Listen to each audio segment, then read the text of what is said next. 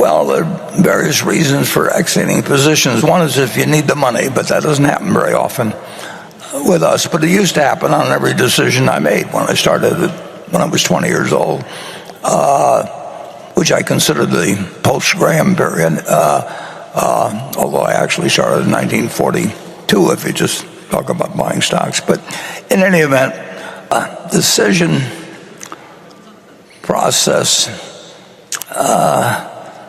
is really quite interesting in a certain way, because Charlie and I made decisions extremely fast, but in effect, after years of thinking about the parameters that would enable us to make the quick decision when it presented itself. And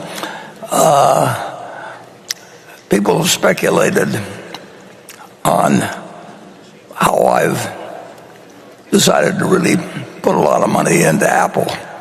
And for a reason, I can't. One thing that Charlie and I both learned a lot about was consumer behavior. That didn't mean we thought we could run a furniture store or anything else, but we did learn a lot when we bought a furniture chain in Baltimore, and we quickly really realized that it was a mistake. But having made that mistake made us smarter about actually thinking through what the capital allocation process would be and how people were likely to behave in the future with department stores and all kinds of things that we wouldn't have really focused on. So we learned something about consumer behavior from that. We didn't learn how to run a department store.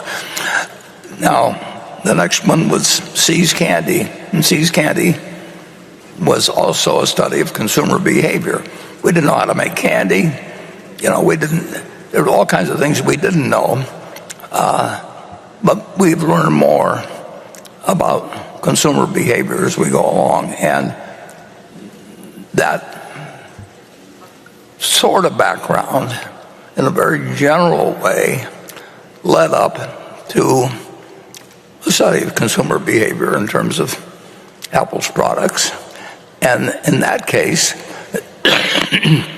while I watched what was happening at the Furniture Mart in terms of people leaving the store, even though we were selling Apple at a price where we weren't even making any money, but it was just so popular that if we didn't have it, people left the store and went to Best Buy or someplace. And if you know the Blumkins, they can't stand anybody leaving the store, so they behave accordingly. But then you learned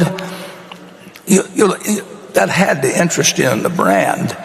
And then you had a million different inputs.